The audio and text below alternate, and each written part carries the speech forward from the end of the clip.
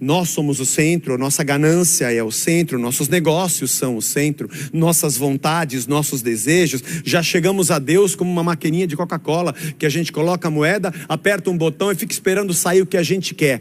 Porque tratamos Deus como uma máquina, que eu dou o que Ele quer e Ele me dá o que eu quero. Essa é a relação da idolatria. A idolatria é assim. É uma máquina externa, é um ser físico externo, seja uma imagem ou seja qualquer outra coisa, onde eu me aproximo com medo, porque ele pode me fulminar, mas eu dou o que ele quer e faço o sacrifício que ele gosta e pego no balcão o que eu queria e vivo feliz. Mas a proposta do Evangelho é que eu morra e que Cristo passe a viver dentro de mim. Não é para que eu receba o que eu quero, apesar de que Deus me supre, me cura, me livra e me abençoa, mas é para que eu seja uma nova criatura. A partir da videira, eu tinha o meu ventre, o meu desejo ligado nessa terra, nessa ganância, na grana, no poder, na fama, na transa, no sexo, na negociata, no poder político, financeiro. Eu estava com o meu ventre vazio e eu queria sempre me encher dessas coisas. E eu peço e eu desejo e só me sinto satisfeito quando eu prospero, quando eu ajunto, quando eu guardo, quando eu cresço, quando eu apareço, quando eu brilho. E o homem, um ser insaciável, vive a vida inteira se enchendo disso. E Cristo diz: eu sou a videira. Você vai ter que se desconectar disso aí.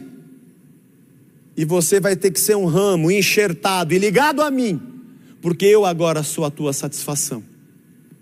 Não se preocupe com o que você precisa. Mateus capítulo 5, Mateus capítulo 5 e 6. Deus conhece a tua petição antes de você fazê-la, porque a palavra nem te chegou à boca e Ele já sabe. Fique tranquilo, Ele vai cuidar de você. Mas você vai passar a ser uma outra pessoa com outra satisfação. E conforme eu for te alimentando com a minha seiva, e conforme isso vai acontecendo, daqui a pouco quando você vê, você está dando outro fruto. E esse fruto é exatamente o que o Pai quer, porque Ele é o agricultor.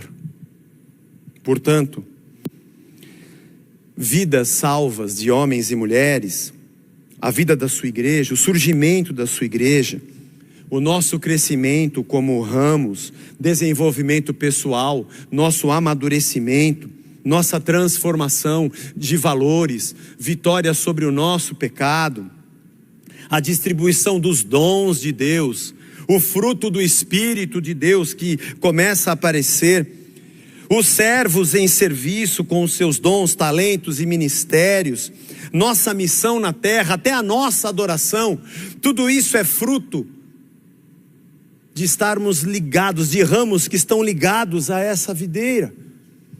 E é isso que o Pai deseja. O Pai deseja a sua igreja ligada a Cristo. O Pai deseja a sua igreja dando frutos. E Jesus disse: é pelos frutos que conhecerão aqueles que são os meus discípulos. Não é pelas coisas que você tem, não é pelo que você ajunta, não é pela sua fama. Não. Os meus discípulos vão ser conhecidos pelos frutos. Os frutos demonstram que eles são do Pai, que o Pai plantou uma videira, Ele é o agricultor, e nós somos ramos que existimos a partir dele. E tudo que somos a partir dele. Portanto, quando eu digo Deus, o nome de Deus, significa que eu não tenho vida. Significa que eu não independo do seu Espírito, do seu amor e da sua palavra. Porque quando eu falo o nome de Deus, a pressuposição é que eu estou ligado, grudado em Cristo, fazendo sua vontade, sendo transformado por Ele a cada momento. E quando alguém ver o fruto que eu dou, e o Pai, o agricultor, se alegra para colher esse fruto, porque esse é o desejo do Pai, vai ser impossível a oliveira dar uvas, a macieira dar laranja, ou a laranjeira dar figos. E eu volto a dizer, você não é o que você faz. O que você faz é fruto do que você é ao contrário. O que nós temos hoje é gente tentando produzir laranja, maçã, banana e uva, para que você pense que ele é uma videira. E até nos enganamos, achando que se nós fizermos alguma coisa diante das pessoas, elas vão pensar que somos o que nós queremos que ela pense que somos, ou até mesmo nós nos transformaremos. Nós nunca nos transformaremos em videira, só Cristo é a videira. Nós somos ramos, e quando eu dou fruto, eu mostro que Ele é a videira verdadeira, e que o agricultor é Senhor. Eu não preciso nem falar, o fruto demonstra quem é o meu agricultor. Há um texto em Colossenses, no capítulo número 1, versos 15 a 17, que diz assim: Ele, falando sobre Jesus, é a imagem do Deus invisível, o primogênito de toda a criação, pois nele foram criadas todas as coisas, tudo saiu dele, no céu, sobre a terra, visíveis e invisíveis, sejam tronos, sejam soberanias, principados, potestados, tudo foi criado por meio dele e para ele. Não há outra fonte de vida, dons, alegria, louvor, igreja, comunidade, relacionamento, a não ser a videira que é Cristo. E o Pai é o agricultor. Eu estava estudando um pouco, porque eu fui visitar essa vinícola, e eu fui ver um pouquinho sobre como que eles plantavam. Eu já tinha visto fotografias, né? Porque a videira, ela não é uma árvore que tem sustentação própria. Ela se enrola e vai se desenvolvendo sobre uma estrutura. E eu vi um artigo, aliás, aqui, que fala sobre nossas vinícolas no Brasil, em português, no sul do país, né? Tem Curitiba, tem o Rio Grande do Sul. Existe o tipo de vinícola em forma de pérgola ou latada, é assim que é chamada, e outra que é em forma de cerca, que é a espaldada. São dois tipos. De qualquer maneira, sempre são pilares de madeira, sempre, fincados, e depois outras travessas que seguem lateralmente, no caso da espaldada, como se fosse um muro, e essa videira ela vai se enrolando, crescendo, se entrelaçando nessa estrutura de madeira. E a pérgola, que é como uma treliça, ela também tem as suas estacas de madeira e a sua estrutura. Essa que eu fui se encontravam em cima, você podia andar por baixo, era até bonita. E essas treliças eram a base de madeira, de sustentação, para que essa videira crescesse. Muito, muito bonito de ver, né? Tiramos fotografias, muito legal. Mas esse artigo que eu li, ele começava de um jeito diferente, falando sobre animais vertebrados e animais invertebrados, e dizendo que a videira é como um animal invertebrado. Eu não sei se você se lembra da Copa do Brasil em 2014, que o pontapé inicial, a matéria na televisão passou meio batido, foi dado por uma pessoa, se eu não me engano foi no Brasil, a Copa do Brasil, que era uma pessoa tetraplégica que não poderia se locomover, estava utilizando um exoesqueleto. Era como um esqueleto externo, como de robótica, e que permitia que ele andasse.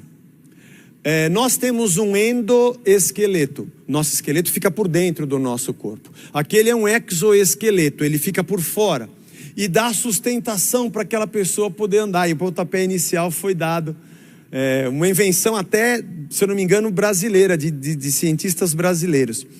E quando eu li essa matéria, eu achei muito incrível, porque ele fala que a videira é como um ser invertebrado, ou que não pode se sustentar, e precisa de um exoesqueleto. Precisa de uma estrutura para tomar aquela forma e poder sair. E conversando com o Ito alguns meses atrás, falando sobre as nossas aulas aqui do Caminho das Letras, sobre o livro de Mateus, conversando que lá no Éden tinha uma árvore chamada Árvore da Vida, e que quando o homem comeu do fruto do conhecimento do bem e do mal, Deus disse, ele não pode continuar no Éden, porque ele não vai ter acesso à Árvore da Vida, agora ele vai morrer. Essa vida agora vai ter fim. E ele sai dali. E quando Cristo é crucificado, ele é crucificado numa árvore, ele é crucificado, as estruturas das cruzes eram troncos que eram colocados, pedaços de árvores que já foram cortadas, eram árvores mortas, e ali Jesus foi crucificado. A árvore da vida foi crucificada numa árvore da morte, na árvore morta. O que o homem fez a partir do conhecimento do bem e do mal foi morte, e a vida foi crucificada no fruto da morte. E quando eu li isso aqui, eu fiquei viajando na maionese nesse texto, porque a cruz, como se fosse o exoesqueleto da videira, Cristo tomou a forma da nossa morte, Cristo tomou a forma da nossa vida. O agricultor, que é o pai, vem colocando as estacas das pérgolas, ou as estacas das espaldas e dos muros. O agricultor veio e colocou uma estrutura chamada cruz, e ali a videira verdadeira foi colocada, e os seus ramos continuam se estendendo. Os seus ramos continuam se estendendo pela terra.